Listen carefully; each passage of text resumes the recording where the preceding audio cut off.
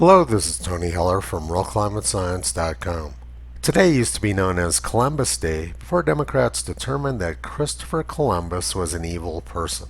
President Biden says, "Today we acknowledge the painful history of wrongs and atrocities that many European explorers inflicted on tribal nations and indigenous communities. On this day, we recognize this painful past and recommit ourselves to investing in Native communities, upholding our solemn and sacred commitments to tribal sovereignty, and pursuing a brighter future centered on dignity, respect, justice, and opportunity for all people."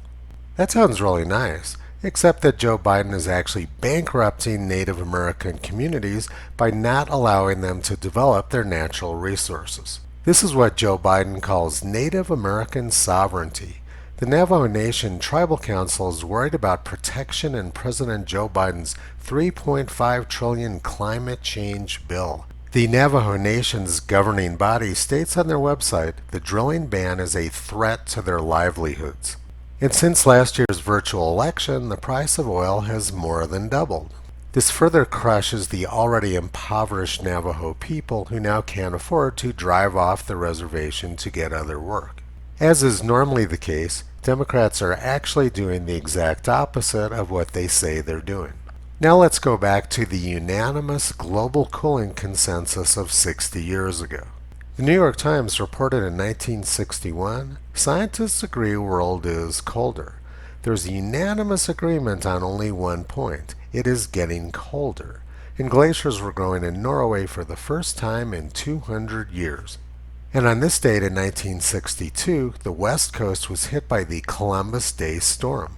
Hurricane-force winds in Washington, Oregon, and Northern California killed dozens of people.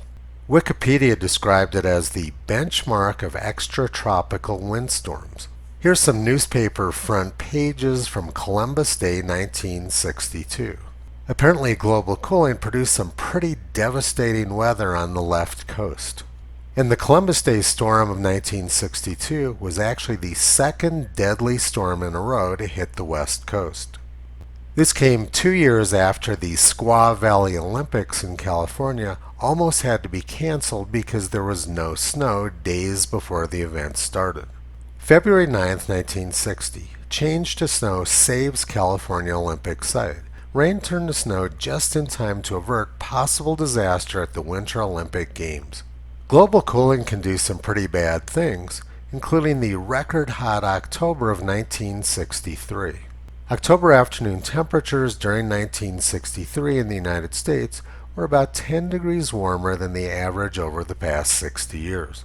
October afternoon temperatures in the United States used to be much warmer, but since 1963 the temperatures plummeted and never recovered. The record heat of October 1963 was accompanied by a worldwide drought. More than 300,000 Pakistanis were forced to abandon their homes in West Pakistan because of the drought. Drought hits wide areas of world in 1963. That unanimous global cooling consensus was pretty difficult on the world's people. And here in the United States, during October 1963, the Susquehanna and Delaware rivers ran dry. This drought was followed a year later by the Christmas week floods on the west coast. Lots of people in Oregon and Northern California died in the global cooling flooding. Governor Edmund Brown was told that the rainfall along the north coast was creating potentially one of the worst floods of all times. By the mid-1970s, the global cooling situation was getting pretty bad.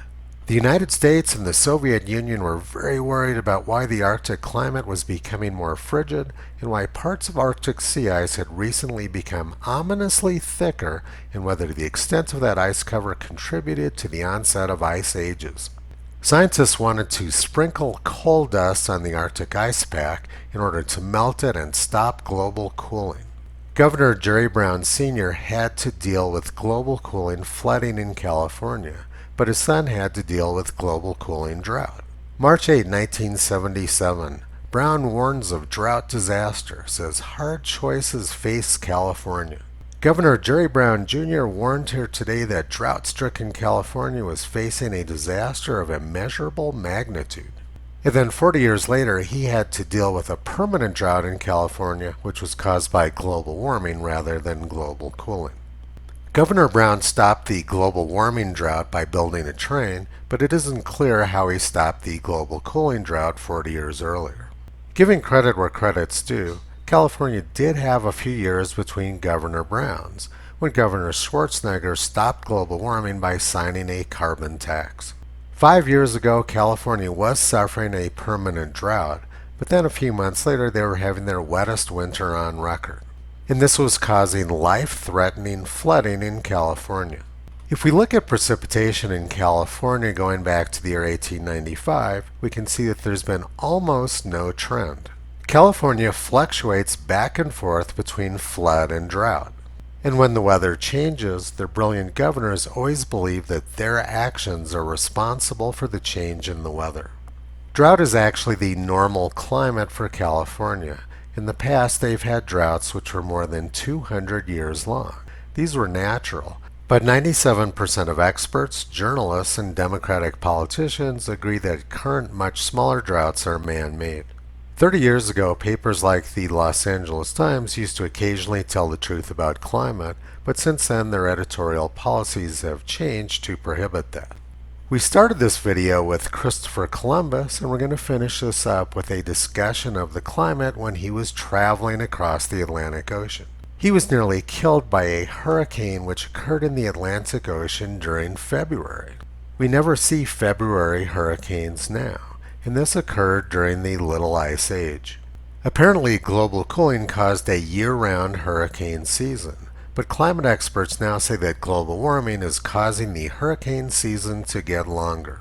On Columbus Day, Joe Biden is talking about our shameful episodes of the past violating Native American sovereignty, while he crushes Native American sovereignty and further impoverishes the Navajo Nation. And he's justifying doing this based on very expensive junk science. Toto has been pulling back the curtain on this junk science and hypocrisy for the past 13 years. You can visit him, Kyrie, and Caesar on the web at realclimatescience.com.